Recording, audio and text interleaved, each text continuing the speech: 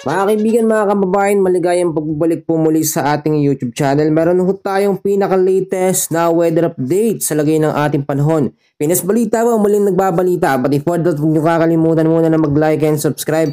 And then pahita rin po ng notification bell. Maraming salamat po mga kababayan. Dalawang sama po ng panahon or low pressure area na nasa medium to high chance na maging isang ganap na bagyo ang nasa loob ng ating Philippine Area of Responsibility. So, eto yung banta na posibleng dalawang bagyo mabuo sa loob ng par mga kaibigan. Etong bagyong Dante at banta din ni bagyong Emong, no? Posible at may chance yan mga kaibigan dahil kung makikita po ninyo, tignan muna natin yung pinakalokasyon.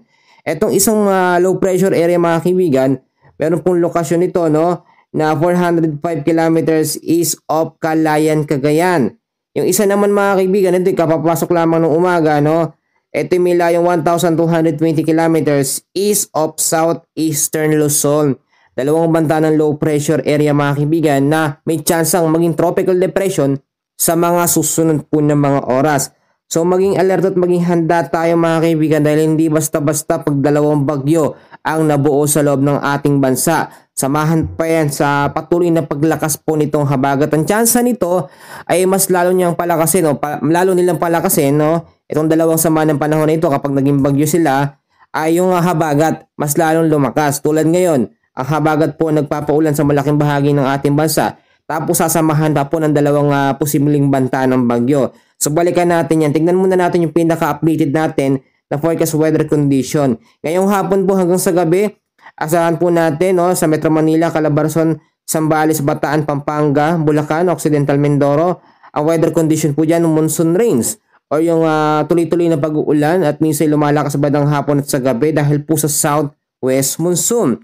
Posibleng impact po pagbabaha sa mababang lugar at landslide sa mga landslide prone area. Samantalang sa area po ng Ilocos region, Benguet, Tarlac, Marinduque at Oriental Mindoro, ganun din makakaasa tayo mga kaibigan sa pag-uulan o ang weather condition po dyan, occasional rains, no? Dahil po sa southwest monsoon. Posibleng pagbabaha din sa mababang lugar at landslide sa mga landslide prone area.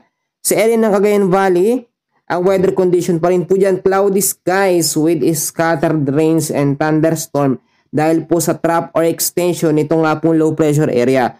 So, itong low pressure area ng mga kaibigan ay meron ng epekto sa ilang bahagi ng ating bansa bukod sa southwest monsoon. Ang ilang bahagi po ng Visayas, the rest ng Luzon, Zamboanga Peninsula, Caraga, Northern Mindanao at Davao Region, asahan pa rin natin ang weather condition po dyan, cloudy skies with scattered rains and thunderstorm dahil po sa southwest monsoon. Ang ilang bahagi ng Mindanao ay patuloy din makakaranas ng maulap na kalangitan dahil po sa habagat. Sa mga kaibigan, tulad niyan, ang sinasabi natin, dalawang banta ng sama ng panahon o dalawang posibleng bagyo, samahan pa ng habagat. Itignan natin yung ating tinatawag na tropical cyclone threat potential. Kitang-kita naman sa ating week 1, July 21 hanggang July 27, makikita nyo meron isang high chance dito na maging isang ganap na bagyo. So possible, doon sa dalawang low pressure area ay unang mabubuo po, yung nasa may bandang hilaga ng ating bansa. Pagdating naman sa week 2 natin, ito, July 28 hanggang August 2, may dalawang banta din ang sama ng panahon ng posibleng pumasok sa loob ng ating Philippine Area of Responsibility. Alam naman natin pag ganitong season talaga, ay bagyo ang pumapasok sa ating mga bansa. Malawak ang mga pag-uulan.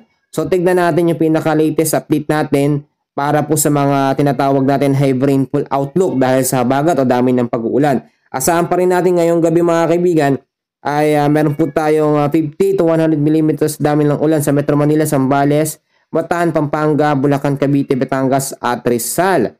Sa Pangasinan, asahan din natin ng 50 to 100 mm sa dami ng ulan sa Pangasinan, Tarlac, Occidental Mindoro. At pagdating naman po ng kinabukasan, sa Zambales, 50 to 100 mm din ang dami ng ulan sa Zambales, Bataan pa rin po at Occidental Mindoro. Sa ngayon, yun muna ang pinaka-short update natin sa lagay ng ating panahon. Maraming salamat po.